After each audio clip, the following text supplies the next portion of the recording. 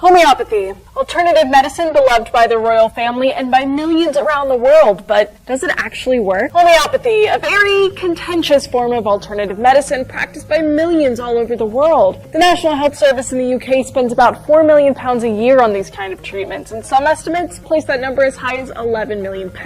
So it's more than just a fringe movement.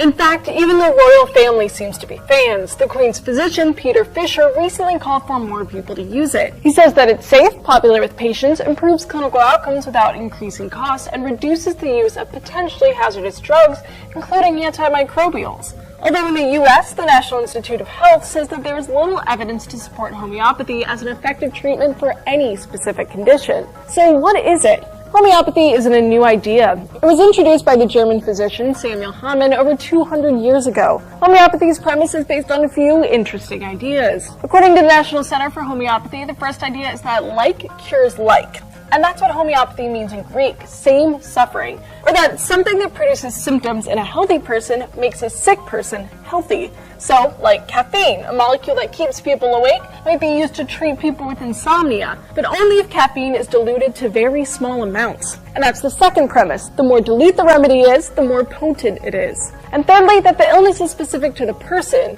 Homeopaths take into account a holistic view of a person. So how is the medicine made? Well, let's go back to that caffeine example. A bit of caffeine goes through the process of potentization, which involves dilution and succussion, which is vigorous shaking. So all the toxic effects of the extract or compound are removed. And when I say dilution, I mean a lot of dilution. Something might be diluted 1 in 130 times in a solution of water or sugar. Medicine doses are based on the centesimal or C scale. A 2C dilution requires a substance to be diluted to 1 part in 100, and then some of that mixture being diluted again to 1 part in 100. So basically you wind up with 1 part of the original substance in 10,000 parts of the solution. And so on and so forth. This process can be repeated. Basically, the plant or animal extract is so diluted that there's almost no molecules of it left. And according to homeopathic theory, the more diluted it is, the more potency it has. Homeopaths believe that water retains the memory of that extract. The idea is that after each solution, the extract in water, sugar, or whatever the solution is, goes through succussion,